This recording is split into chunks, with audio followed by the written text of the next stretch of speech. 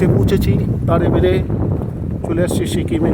যাই হোক, আপনাদের সামনে কিছু শেয়ার করবো বলে এসছি, যাওয়ার চেষ্টা করি বিভিন্ন জায়গাতে।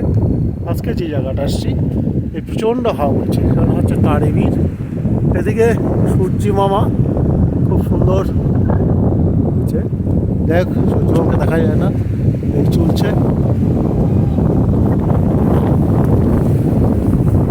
হচ্ছে প্রচণ্ড হাওয়া। এদিকে এদিকে পাইন ফরেস্ট কী পরিমাণে হাওয়া দিচ্ছে, ওই যে দারুণ।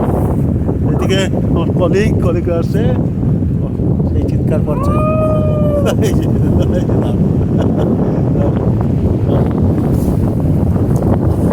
আর সেই সুন্দরভাবে এই সুন্দর জায়গা দেখতে গেলে অবশ্যই শিলিগুড়ি থেকেই আসবেন। শিলিগুড়িতে এসে বেলি যে রয়েছে সেখান থেকে চেকপোস্ট ক্রস করে এইদিকে এগিয়ে আসতে হবে।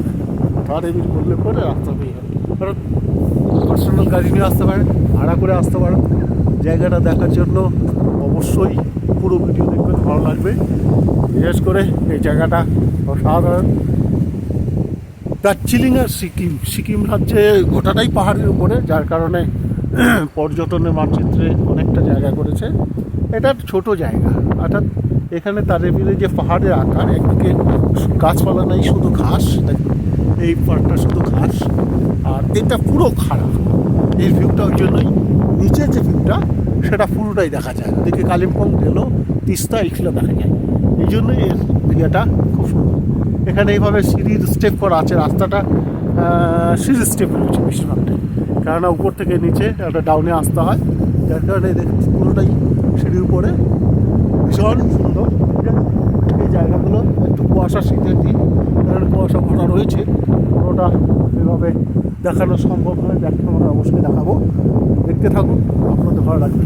আমার তো খুবই ভালো লাগছে, ঘুরতে ভালোবাসি, এবং ঘুরতে ভালোবাসলেই মানে যে বুঝতেই পারছি সেটা কতটা আনন্দের, শরীর মন দুটোই ভালো।